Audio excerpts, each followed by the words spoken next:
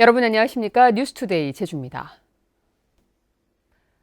제주도가 오리온이 제주 용암수 국내 판매를 두고 진실 공방을 벌이려 하자 초강수 대응을 시사했습니다. 이번 주 안에 물 공급 계약에 대한 협의에 나서지 않을 경우 원료가 되는 염지하수 공급을 차단하겠다고 선언했습니다. 박주연 기자가 보도합니다. 오리온이 제주도와 협의 없이 용암수 국내 판매를 본격화하자 제주도가 처음으로 공식 입장을 발표했습니다. 물 공급 계약도 없이 판매를 하는 것은 용암해수 공급 지침 위반으로 국내 판매 불가를 전제로 금주 안에 협의하지 않으면 염지하수 공급을 중단하겠다고 선언했습니다. 정식 계약 없이 구체적인 사업 계획도 제출하지 않은 채 염지하수의 국내 판매를 지속한다면 염지하수 공급은 불가하다는 것이 구자읍 용암해수 단지 내 오리온 용암수 공장입니다. 현재 제주 테크노파크는 이곳에 시제품 생산용으로 하루 1,000톤의 염지하수를 공급하고 있습니다. 2016년 12월 제주도와 용암해수 단지 입주 계약을 체결한 오리온은 이듬해 제주도에 지하수 관정 개발 신청서를 제출했고 이때 사업 계획서도 첨부했습니다. 사업 계획서에는 중국 수출 계획과 함께 국내 판매 계획도 언급돼 있던 상황. 하지만 자체 관정 개발을 금지하면서 이 같은 신청서는 취하됐습니다. 이후 제주도는 2차례 공문을 보내 사업 계획서를 다시 제출해 줄 것을 요구하면서 국내 유통 제품 생산용 염지하수 공급은 불가하다는 내용을 명시했습니다. 하지만 오리온 측은 이미 지하수 관정 개발 신청 때 국내에도 판매하겠다는 사업 계획서를 제출한 만큼 국내 판매 계획은 철회할 수 없다는 입장입니다. 제주용암수 국내 판매는 절대 안 된다는 제주도와 국내 판매는 필수라는 오리온의 입장이 강하게 충돌하면서 소송전은 불가피해 보입니다. MBC 뉴스 박주연입니다. 해마다 막대한 세금을 쏟아붓고 있는 버스 준공영제와 환경단체의 반발로 중단된 비자림로 확장 공사가 도의회 예산심사에서 쟁점이 됐습니다.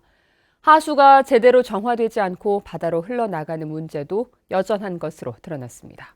조인호 기자입니다. 버스업체의 적자를 세금으로 메꿔주느라 올해도 960억 원이 투입된 버스 준공영제를 놓고 철저한 감독과 서비스 개선이 필요하다는 지적이 나왔습니다. 이게 잘못이 운영이 되게 되면 결국 이제 도민들한테 이제 피해가 상당히 크게 갈 것이다. 앞으로 10여 년 동안에 적어도 1조 한 5천억 정도는 이렇게 지출될 이 비용인데 다른 시도에 10년 이상 된 경우를 비교를 해서 최대한 저희들도 그런 제도를 보완해서 강화를 하고 있습니다. 비자림로 확장 공사가 2년째 중단과 재개를 되풀이하고 있다는 지적에 제주도는 내년에는 반대측과 접점을 찾아 추진하겠다고 밝혔습니다.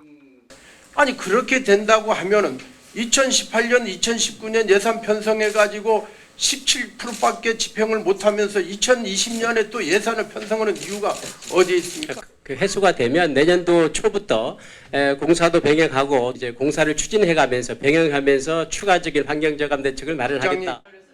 제주 하수처리장에서 올해도 51일이나 수질 기준치를 초과한 하수가 바다로 흘러나갔는데도 아무런 대책을 세우지 않는다는 비판도 나왔습니다. 그 인근 해수욕장은 절대 안 간다고 합니다. 웃으면서 물었죠. 왜 안 가냐고 가까운데. 저도 애들 데리고 가는데 왜 안 가냐고. 직원분들이 뭐라 하는지 아십니까? 하수 관련 담당자들이 거긴 똥물이라서 못 간다고 합니다. 대중교통을 육성한다면서 도민들에게는 전기차를 사라고 내년에 2천억 원을 보조금으로 주는 것은 앞뒤가 맞지 않고 JDC 면세점의 지역 환원이 부족하다며 농어촌 기금을 더 많이 내게 하자는 주장도 있었습니다. MBC 뉴스 조인호입니다. 전국 시도교육청과 학교 비정규직 연대회의의 임금 협상이 타결됐습니다. 이에 따라 최근 파업을 벌였던 초등 스포츠 강사는 기본급이 한 달에 12만 원 인상되며 근무 경력과 관계없이 9급 1호봉에 묶여있던 구 육성회 직원은 내년에 2호봉으로 승급됩니다. 또 영어회화 전문 강사는 정기 상여금과 명절 휴가비가 신설되고 청소원과 경비원도 맞춤형 복지비가 인상됩니다. 이달부터 월동채소 수확이 본격적으로 시작되는데요. 하지만 농산물 작황이 나빠진 틈을 타 중국산 농산물이 물밀듯이 들어오면서 농가에 비상이 걸렸습니다. 이소현 기자입니다. 이달 중순 수확을 앞둔 양배추밭. 곳곳에 텅 빈 공간이 생겼습니다. 양배추 잎은 누렇게 변해 제대로 구가 자라지 못하고 있는 상황. 가을 생육기에 집중호우와 태풍의 직격탄을 맞으면서 양배추밭 절반은 폐작된 상태입니다. 아예 로타리 치고 아예 작물 안 들어간 밭이 많거든요. 그렇기 때문에 올해 같은 경우는 이 밭에 하나면 50% 수확이 될까 말까 하는 생각이에요. 이처럼 제주 지역에 유례 없는 자연재해로 농작물 피해가 심각한 틈을 타 외국산 농작물의 수입이 급증하고 있습니다. 제주 양배추의 올해 예상 생산량은 지난해보다 14% 줄어든 8만여 톤. 월동무는 25% 감소한 25만 8천여 톤이 될 것으로 전망됩니다. 그런데 지난달 양배추 수입 물량은 5,700여 톤으로 지난해보다 7배 이상 늘었고 무는 82배나 급증했습니다. 수입 당근은 이미 국내 시장의 50%를 차지한 상황. 농민단체는 월동채소 작황이 나빠진 틈을 노린 무차별적인 농산물 수입은 농업 근간을 흔든다고 반발하고 있습니다. 수입 농산물 막아내자! 농민단체들은 자국의 농산물과 국민 건강권을 지켜내기 위해 정부의 형식적인 검역이 아닌 전수조사 실시와 수입 농산물 관리에 농민 참여를 보장할 것을 촉구했습니다. 검역에 대한 어떤 강화도 전혀 하지 않고 있으며 과연 수입된 통관된 수입 농산물이 어떤 경로로 유통돼서 어떤 식으로 우리 국민 건강권을 위협하고 있는지 우리는 좌치할 수 없으므로 이에 대해 농식품부는 검역과 검사에 큰 문제가 없다며 수요와 공급을 위해 비축 물량을 풀겠다는 입장입니다. 작황이 좋을 때는 생산량 증가로 가격이 하락하고 작황이 나쁘면 수입 물량 증가로 농가를 위협하는 악순환이 계속되고 있습니다. MBC 뉴스 이소연입니다. 6.13 지방선거에서 문대림 전 도지사 후보의 경선 직후 골프 라운딩 의혹을 제기한 제주도 공보관 등에 대해 무죄가 선고됐습니다.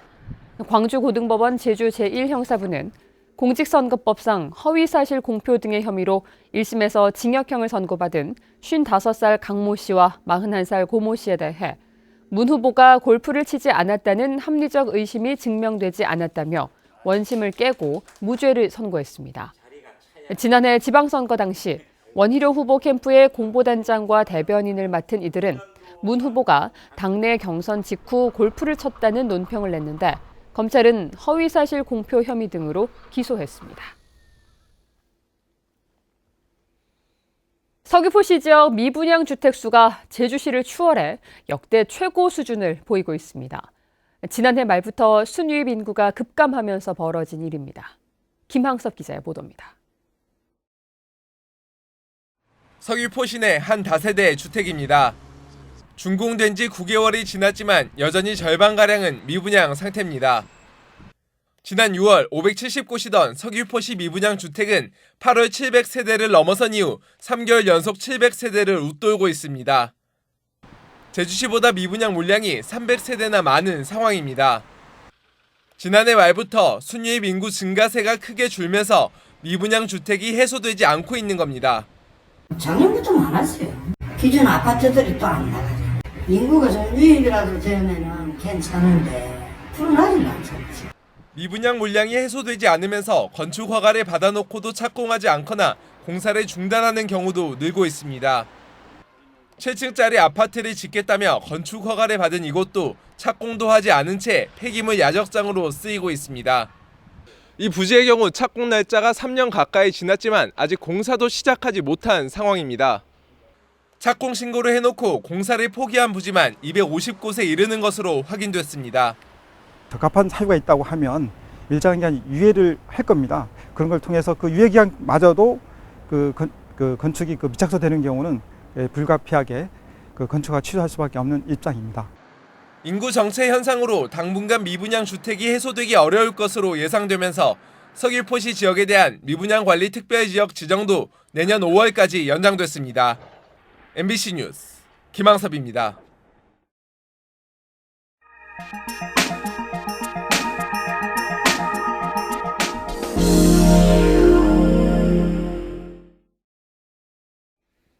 기후온난화와 소비 패턴의 변화로 국내 아열대 작물 재배가 늘어나고 있습니다. 한 농가에서 많게는 8개 작물을 재배할 만큼 농사 지도가 빠르게 바뀌고 있습니다. 목포 박영훈 기자가 보도합니다. 올해 55살인 땅끝 농부 김성국 씨. 노지와 비닐하우스를 오가며 연중 내내 아열대 작물 농사를 짓느라 영농철이 따로 없습니다. 재배 요령을 알게 되면서 작물도 크게 늘었습니다. 파파야를 시작으로 10년 만에 차요테, 오크라 등 8가지 과일과 채소를 재배하고 있습니다.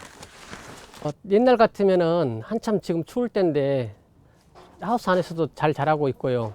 노지에서도 좀 더 늦게까지 수확이 가능하다는 게 계속 하다 보니까.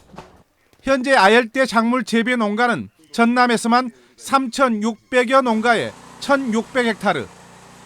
2000년대 초반까지 손에 꼽던 작물 종류도 바나나, 파인애플, 애플, 망고 등 20여 개로 해가 다르게 늘고 있습니다. 기후온난화에다 다문화 가정 증가, 소비 패턴 변화도 영향을 끼친 것으로 분석됩니다. 일조가 너무 좋다 보니까 때깔도 좋고 당도도 너무 좋습니다. 그래서 상품 가치가 너무 좋고 상품 가치가 좋다 보니까 농가분들이 수익이 상당히. 지자체들도 새로운 소득원으로 여기고 전담부서 신설, 특화단지 조성 등 많은 관심을 보이면서 아열대 작물 재배는 앞으로 더욱 확산할 것으로 보입니다. MBC 뉴스 박영훈입니다.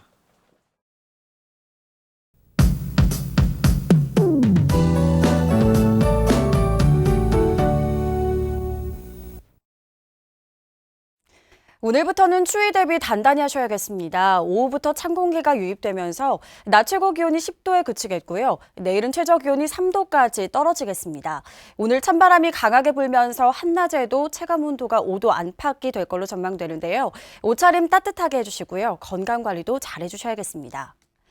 찬 공기와 해수면 간의 온도 차이로 인해 구름대가 만들어지면서 오늘 산지에는 1cm 내외 눈이 오겠고요. 북서부 해안 지역에서는 5mm 미만의 빗방울이 떨어지겠습니다. 여기에 바람도 강하게 불겠고요. 안개가 짙게 끼는 곳이 많겠습니다. 시설물 안전점검과 함께 교통안전에도 주의하셔야겠습니다. 다음은 자세한 지역별 날씨입니다. 현재 기온 서부가 9도, 북부가 8도, 남부가 7도, 동부가 6도를 보이고 있습니다. 낮 최고 기온은 남부가 13도, 북부와 서부 동부가 10도로 예상됩니다. 오늘 도서 지역은 구름 많겠고 현재 기온 9도 선에서 출발하고 있습니다. 오후부터 제주도 전해상과 남해 서부 먼바다에는 바람이 차차 강하게 불면서 풍랑특보가 발표될 가능성이 있겠습니다. 물결도 최대 4m로 높게 이는 만큼 항해나 조업하는 선박은 주의하시기 바랍니다. 오늘 아침 제주공항은 구름만 조금 낀 가운데 항공편은 정상 운항되고 있습니다. 주간 날씨입니다. 다음 주엔 대체로 맑겠고요. 일교차가 점점 크게 벌어지겠습니다. 날씨였습니다. 광주고등법원 제1형사부는 뇌물수수 혐의로 1심에서 징역 9년에 벌금 2억 원, 추징금 2억 원을 선고받은 전 공기업 제주지사장 58살 A모 씨의 항소를 기각했습니다. A씨는 지난해 10월 제주시 연동 아파트 150세대를 직원 숙소로 분양받는 대가로 건축주로부터 현금 2억 원을 받아 챙긴 혐의로 재판에 넘겨졌습니다.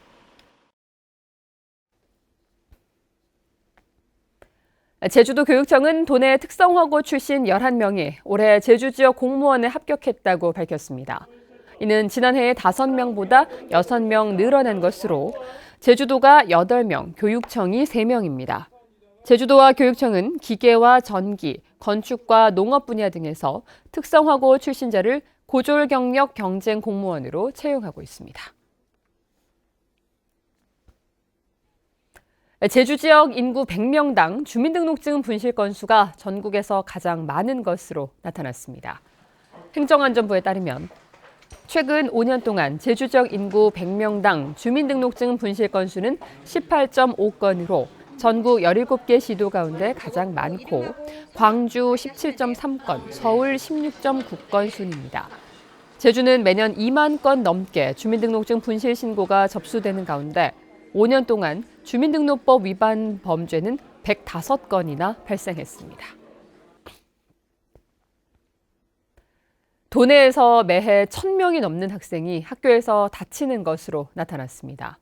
제주도 소방안전본부에 따르면 지난 2014년부터 지난해까지 5년 동안 도내 초중고교에서 발생한 사고 손상 환자는 모두 7천여 명으로 매년 1,400명가량이 학교에서 다쳐 병원으로 옮겨졌습니다.